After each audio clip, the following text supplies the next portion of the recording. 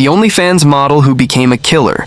The case of Courtney Clenney, with millions of Instagram followers, more than $3 million in OnlyFans earnings, and a glamorous Miami lifestyle, Courtney Clenney seemed untouchable. But on April 3, 2022, her boyfriend Christian Toby Obumseli lay dying from a stab wound in their luxury apartment. Behind the curated selfies and sun-drenched stories was a relationship spiraling into violence, and an act that shocked even seasoned detectives. Born in 1996 in Midland, Texas, Courtney was raised by supportive parents, Deborah and Kim, alongside her sister Morgan. Athletic and outgoing, she thrived in gymnastics, volleyball, diving, and theater. By high school, she'd also discovered weight training, shaping a fit physique that drew attention online. After a short stint in college, she moved to Los Angeles to pursue fitness modeling. Appearances in Playboy and collaborations with influencers helped her following skyrocket. When OnlyFans launched in 2016, Courtney seized the chance to monetize her popularity. Within a few years, she was earning 7 figures annually, posting exclusive photos and live streams while cultivating a bubbly girl-next-door persona. Christian Obumseli, born in 1994 and nicknamed Toby, grew up in Dallas. Friends remembered his bright smile, kindness, and competitive streak on the basketball court. After college, he found success trading stocks and cryptocurrency. By 2020, his finances were solid, and he was ready for love. When he met Courtney through mutual acquaintances, sparks flew. They bonded quickly, their relationship marked by expensive dinners, travel, and public displays of affection. Yet beneath the glamour, cracks soon appeared. Jealousy, heated arguments, and sudden reconciliations that left friends concerned. By mid-2021, their romance had become a relentless cycle of partying, quarrels, and tearful apologies. Courtney drank heavily and sometimes lashed out, throwing glasses or screaming insults when arguments escalated. Toby, ever patient, often defended her to outsiders, yet texts later revealed how exhausted and wounded he truly felt. In July 2021, a fight in Las Vegas ended with Courtney allegedly hurling a glass at his head. Just in handcuffs right now. You're the girlfriend? That's me. That's me. I'm covered in it. I was holding. Police body cam footage captured her downplaying the incident, while Toby declined to press charges, hoping to preserve what they had. Despite therapy sessions and repeated vows to start fresh, the volatility only deepened, creeping into every corner of their shared life. Seeking a clean slate, the couple relocated to Miami in January 2022. Renting a $10,000 a month condo overlooking Biscayne Bay. Yet proximity magnified their troubles rather than curing them. Courtney immersed herself in Miami's nightlife, bragging about paying the rent herself and threatening to evict Toby whenever tempers flared. During a podcast appearance that spring, she openly labeled herself toxic and joked about only dating wealthy black men, remarks hinting at deeper power struggles inside the relationship. Neighbors soon overheard heated arguments echoing through the hallways, and building staff quietly logged repeated complaints about loud altercations behind their penthouse door. Evidence later revealed how frightening daily life had become for Toby. He saved messages describing a quarrel where she allegedly stabbed him in the leg, yet still confessed that he woke up happy just to make her smile. The contradiction spoke volumes about his hope and vulnerability. Elevator surveillance captured Courtney striking him as he tried to push her away, his face tense with quiet frustration. Friends urged Toby to leave, but he clung to the belief she could change if given time.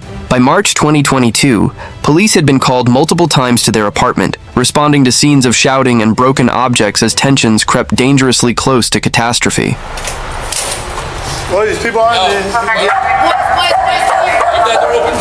in the elevator. That Sunday began uneventfully. Courtney did laundry, chatted with her mother, and live-streamed to fans, laughing as she folded clothes. Toby returned from an errand with sandwiches, and an argument soon erupted over phone tracking apps and trust issues simmering beneath the surface. Courtney later claimed he grabbed her by the throat and advanced toward her during the quarrel. She picked up a kitchen knife, shouting at him to stop, insisting she felt cornered and afraid. Moments later, the blade pierced his chest, severing an artery. Toby staggered, bleeding heavily, while Courtney phoned her mother before dialing 911. A delay prosecutors would later emphasize when questioning her actions. Responding officers arrived to find Toby collapsed in a pool of blood, Courtney kneeling beside him, hands and clothes streaked in crimson. He was— Come here. I'm just trying to get my dog. My dog. Tim, you just bring my dog to me.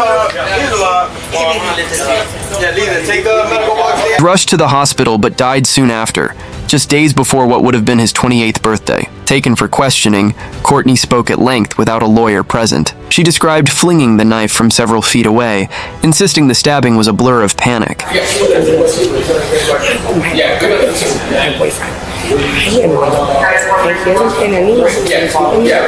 Detectives, however, noted the absence of defensive wounds on her body, the controlled placement of the injury, and troubling inconsistencies in her narrative. Still, she was released under Florida's Baker Act for psychiatric evaluation and allowed to return home within 2 days, a decision that stirred immediate criticism. To Toby's loved ones, the notion of self-defense seemed unthinkable. They remembered him as gentle, protective, someone who often de-escalated conflict rather than provoked it. Their grief hardened into outrage when Courtney vacationed in Hawaii, purchased a $1.4 million Texas home, and moved money to relatives only weeks after the killing. Public debate erupted online and across talk shows.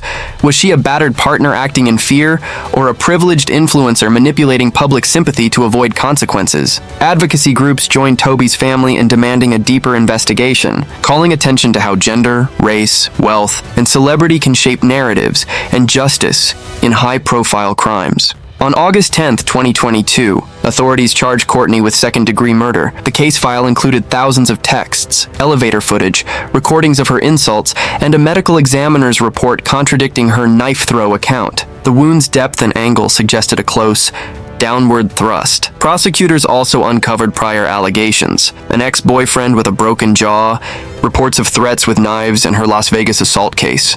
Together, they painted a portrait of escalating aggression, culminating in lethal violence. Court hearings through 2023 focused on bond motions and evidentiary disputes. Judges ruled that recordings of Courtney berating Toby were admissible, and she was deemed a flight risk, remaining in jail pending trial. If convicted, she faces up to life in prison, with a minimum term of nearly 17 years.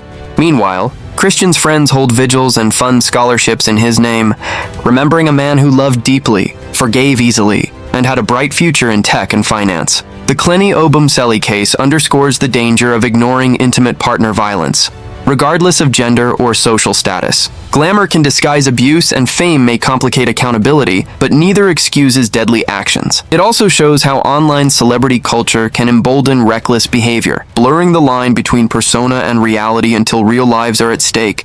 At just 27, Christian Toby Obumseli lost everything: his dreams, his family, and the chance to build a future he once described in heartfelt letters. Behind the headlines is a man remembered for loyalty, humor, and generosity. Whatever verdict a jury delivers, one truth remains: Toby deserved safety and love, not a violent end. His story is a reminder to take warning signs seriously, to value life over pride, and to protect those who may be suffering in silence. If this story moved you, share your thoughts in the comments, support conversations about healthy relationships, and subscribe for more true crime investigations that focus on the lives behind the headlines. Together, we can spread awareness and encourage safer choices.